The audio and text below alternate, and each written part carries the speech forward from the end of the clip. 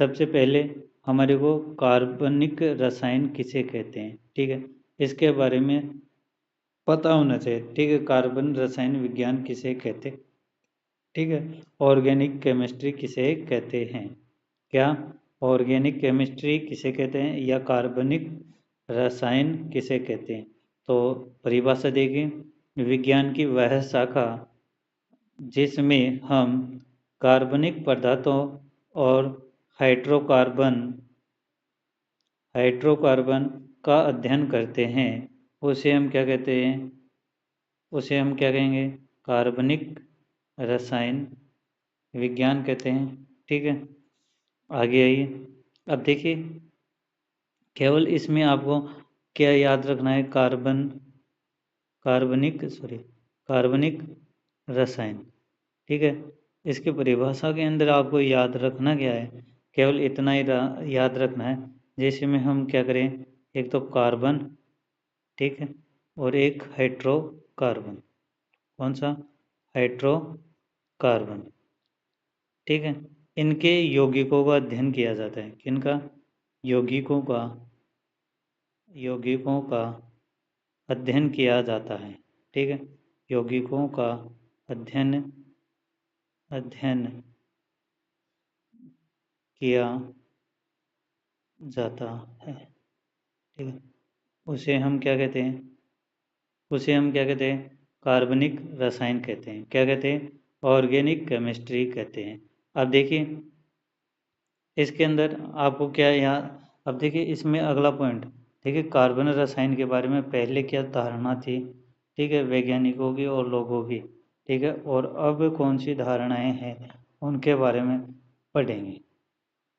देखिए सबसे पहले पुरानी धारणा और उसकी सोच के बारे में पढ़ते हैं, ठीक है। आइए देखिए, पुरानी धारणा पहले या जैव शक्ति सिद्धांत, क्या क्या पढ़ेंगे हम, जैव शक्ति सिद्धांत। देखिए इस सिद्धांत के अनुसार, ठीक है, कार्बनिक पदार्थ होते हैं, ठीक है, उनका निर्माण जीवों के शरीर में होता, किस में होता है, जीवों के शरीर में होता है, ठीक है। आगे बात सुन, इस सिद्धांत को हम क्या कहते हैं, जैव शक्ति सिद्धांत कहते हैं। आई बात सुन रहे हैं, और जैव शक्ति सिद्धांत देने वाले वैज्ञानिक कौन थे, बर्जीलियस नामक वैज्ञानिक थे, और 1815 में दिया। इनके अनुसार देखो क्या लिखा हुआ है वो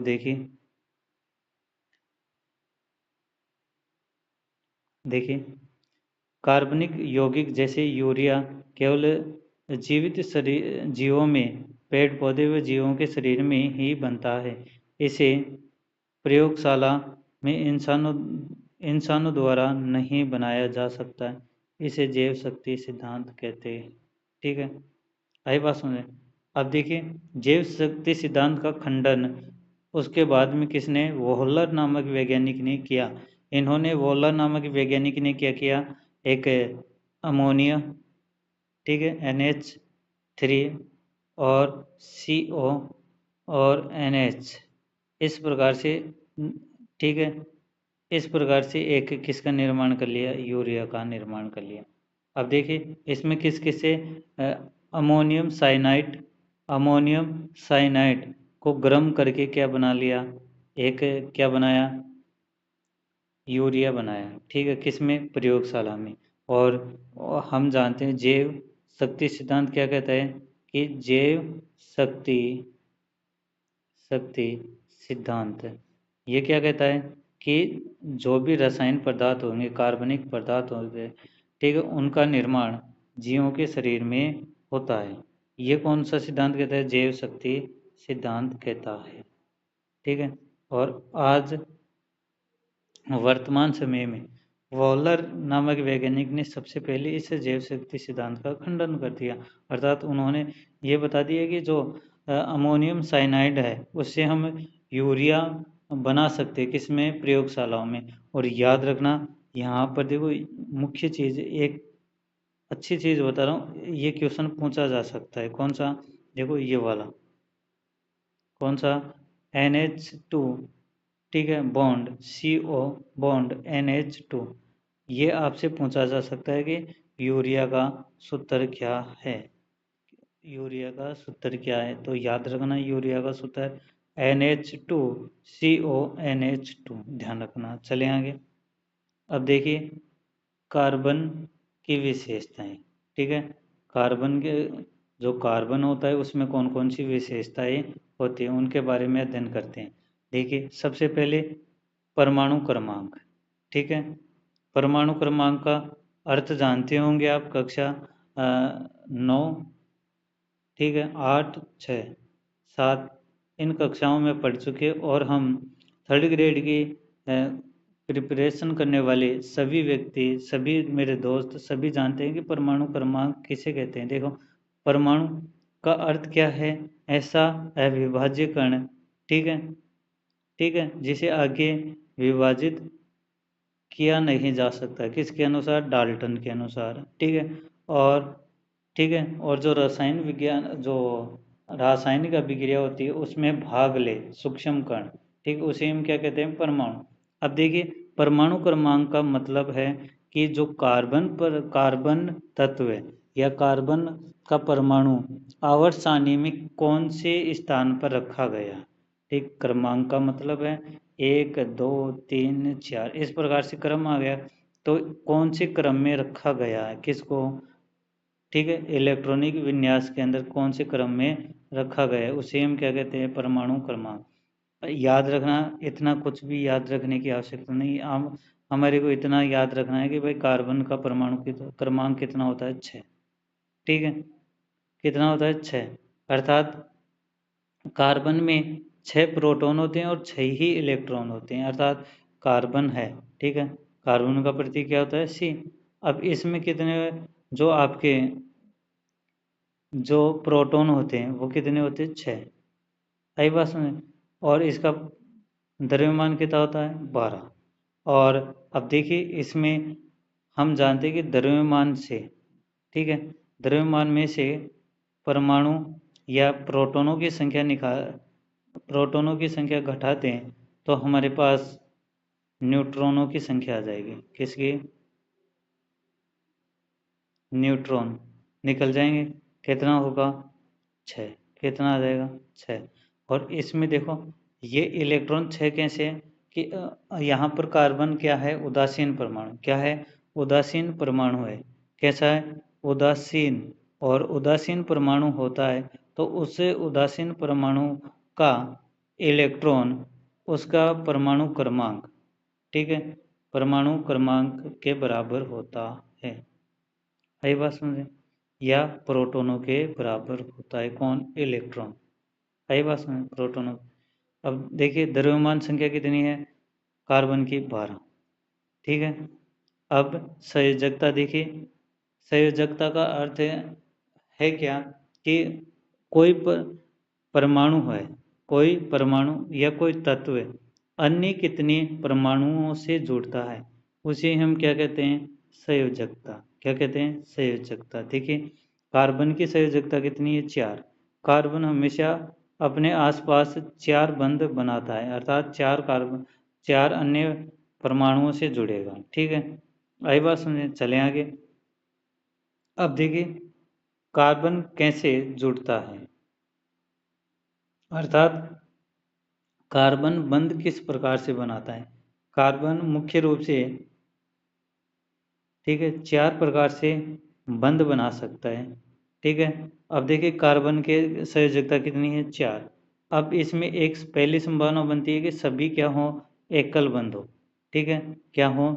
संयोजकता कितनी है? 4। तो ये इस प्रकार से एकल बंध से 4 संयोजकता बना लेगा। इस प्रकार से जुड़ सकता है। एक तो देखिए पहली 4 एकल बंध, जैसे मीथेन CH4, ठीक है, में कार्बन 4 अलग अलग हाइड्रोजन परमाणु से जुड़ता है। देखो ये वाला हो गया अलग अलग।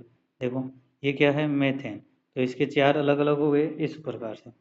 अब देखिए 2 एकल और 1 द्विबंध हो, ठीक है, इसमें कैसे जुड़ेगा? फॉर्मेल्डिहाइड। ठीक है, इसमें देखिए कैसे, देखो ये वाला, ये देखिए इस प्रकार से। अब देखिए दो एकल बंद हो गए ये वाले, एक ये और एक ये, दो हो गए, और एक द्विबंध।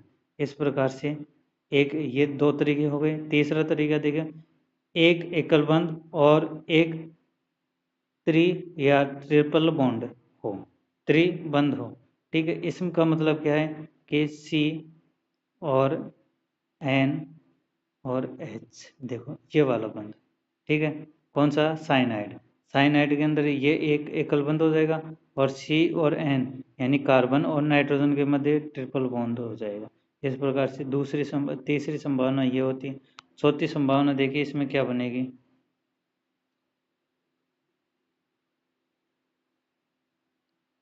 हाँ भाई, अगली संभावना देखिए क्या बन सकती है, चौथी लास्ट संभावना। किस प्रकार से बंध बनेगा चौथा, देखिए नंबर 4 में देखिए, दोनों ही क्या हो, द्विबंध। क्या हो, दोनों ही क्या हो जाए, द्विबंध, ये वाला। इस प्रकार से CO2, कौन सी, कार्बन डाइऑक्साइड, ये वाला देखिए इस प्रकार से द्विबंध।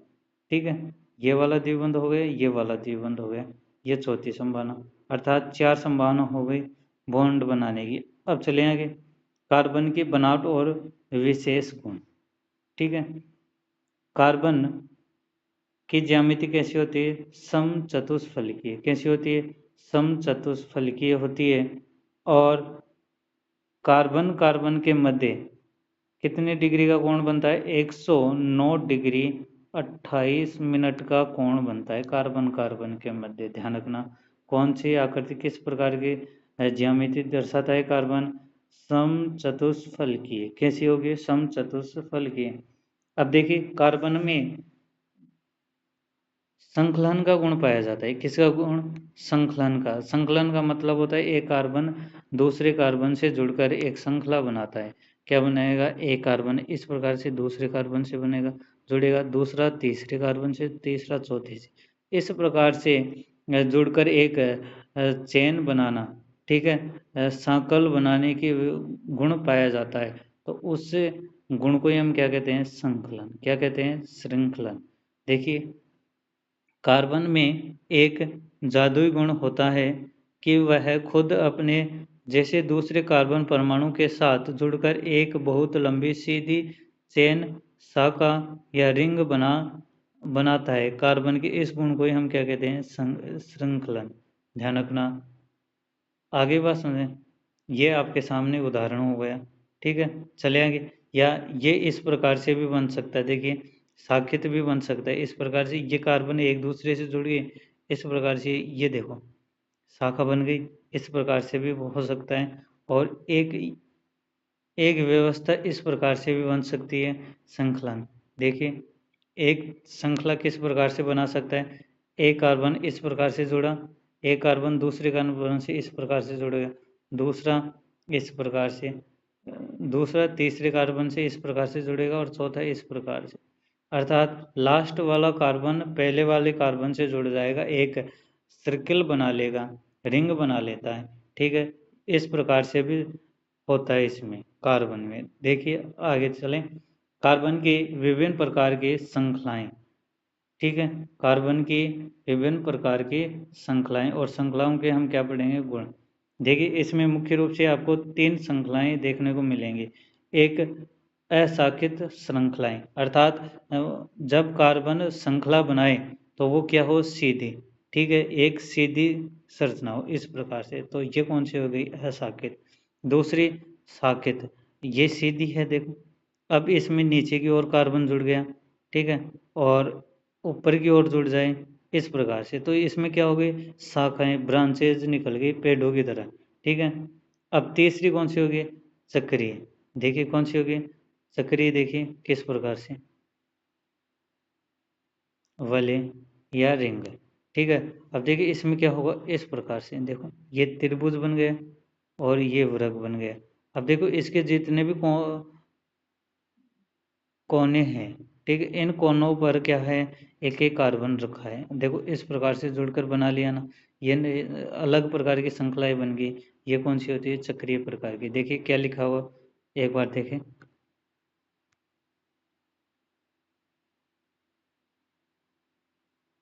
हाँ, देखिए, कार्बन एक सीधी लाइन में जुड़ते हैं जैसे ब्यूटेन, ठीक है। ऐसा कि ये वाली बता दी अभी। अब देखिए साकृत्य में क्या होगी, एक सीधी लाइन में कोई कार्बन नीचे या ऊपर लटक जाए, आइसो ब्यूटेन, ठीक है। अब देखिए आगे बढ़ेंगे, आइसो ब्यूटेन, ब्यूटेन, ठीक है, साइक्लो ब्यूटेन, बेंजीन, इनके बारे में आगे बात करेंगे। तो एक सामान्य जानकारी है, परिचय है इसका, केवल कार्बन का, कार्बन वाले चैप्टर का, कार्बन के बारे में ही पढ़ रहे हैं यहाँ पर अभी। कार्बन चैप्टर शुरू हुआ है आज। देखिए, सक्रिय कार्बन आपस में जुड़कर एक बंद घेरा या अंगूठी जैसी आकृति आकार बना लेता है, जैसे साइक्लोब्यूटेन और बेंजीन, ठीक है। आगे चलें। अब देखिए, कार्बन के अंदर बंध तीन प्रकार के बनते हैं, एक एकल बंध बनता है, एक द्विबंध और त्रिबंध, ठीक है। कार्बन कार्बन के मध्य तीन प्रकार के बंध बन सकते हैं, ठीक है। अर्थात एकल बंध किसे कहेंगे, द्विबंध किसे कहते हैं, त्रिबंध किसे कहते हैं, इनकी परिभाषाएं देखेंगे। देखो, दो इलेक्ट्रॉनों के साजिश से, ठीक है, कितने, देखो यहाँ पर कितने, दो इलेक्ट्रॉनों के साजिश से जो बंध बनेगा, ठीक है, जो बंध बनता है उसे हम क्या कहते हैं, उसे हम क्या कहेंगे, एकल, एकल बंध, ठीक है, क्या कहेंगे, एकल बंध। और चार इलेक्ट्रॉनों के साजिश से बने बंध को हम क्या कहेंगे, फिर क्या कहते हैं, द्विबंध, क्या कहते हैं, द्विबंध। और छह इलेक्ट्रॉनों के साजिश से बने बंध को हम क्या कहेंगे, फिर त्रिबंध, क्या कहते हैं, त्रिबंध। आई बात में परिभाषा देखिए हम क्या लिखे हुए हैं, ठीक है। उदाहरण के तौर पर समझाऊं इसको, देखो यहाँ पर हम, देखो, देखिए एकल बंध के अंदर उदाहरण देखिए, ये सीधा उदाहरण ले रहे हैं, एक मेथेन एथेन का ले लें जिससे समझ में भी आ जाएगा। देखो, एथेन के अंदर क्या होगा, जो ये देखो, कार्बन और कार्बन, अब इसके मध्य देखो इस प्रकार से कितने हो गए, छः।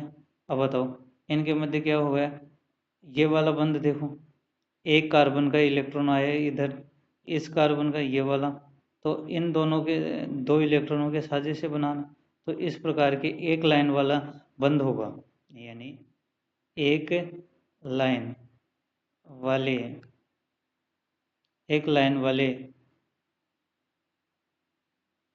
वाले बंध को हम क्या कहते हैं, एकल बंध कहेंगे। आगे बस, अगर कार्बन कार्बन के मध्य दो लाइनें हो, कार्बन कार्बन के मध्य दो लाइनें हो जाएं तो वो क्या होगी, द्विबंध, क्या होगा, द्विबंध, ठीक है। और उदाहरण के तौर पर देख ली, ये वाला कौन, ये तो कौन सा, एथेन हो गया, ये एथीन हो गया। अब देखिए एक उदाहरण और देखें, अब देखिए, कार्बन कार्बन के मध्य तीन लाइनें हों, कार्बन कार्बन के मध्य कितनी, तीन लाइनें हों, ठीक है, इस प्रकार से, इस प्रकार से तीन लाइनें हों, तो इसे क्या कहते हैं, त्रिबंध कहेंगे, क्या कहेंगे, त्रिबंध। उदाहरण के लिए देखो, ये क्या हो गया, एथाइन, ठीक है, ये तो क्या हो गया, एथेन, और ये हो गई एथीन, ठीक है, और ये क्या हो गया, एथाइन। इस प्रकार से ये तीन उदाहरण होंगे, ठीक है। चले आगे, आज की,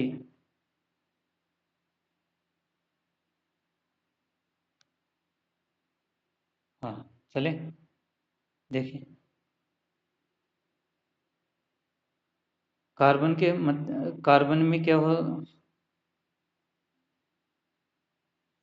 देखिए, कार्बन में,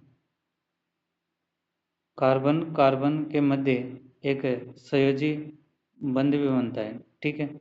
अब देखिए वो क्या होता है, देखिए सहसंयोजी आबंध बनता है, कार्बन कार्बन के मध्य क्या बनता है, सहसंयोजी आबंध, अर्थात वह बंध जो इलेक्ट्रॉनों के साझे से बनता है, उस बंध को ही हम क्या कहते हैं, सहसंयोजी बंध। देखो शब्द को ही देख लेना, फिर कहीं पर दिक्कत नहीं आएगी। सह का मतलब साथ, ठीक है, सम, संयोजी, संयोज, ठीक है, जोड़ना।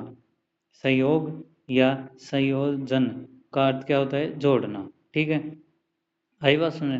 तो इलेक्ट्रॉनों के साजिश जो बंध बनता है उसे सहसंयोजी बंध कहते हैं, ध्यान रखना। अब देखिए इसमें कार्बन हमेशा इलेक्ट्रॉनों के साझेदारी करके बंध बनाता है, इसे सहसंयोजी आबंध कहते हैं। ठीक है, जैसे मेथेन में देख लिया हमने ये चीज़ें, देखो ये वाला इस प्रकार से, देखो ये हाइड्रोजन हो गए, ये हाइड्रोजन हो गए, ये वाला हाइड्रोजन, ऊपर भी क्या है? हाइड्रोजन। अब देखो यहाँ पर इलेक्ट्रॉन का जो सॉरी हाइड्रोजन है इसका एक इलेक्ट्रॉन ये कार्बन का ये वाला।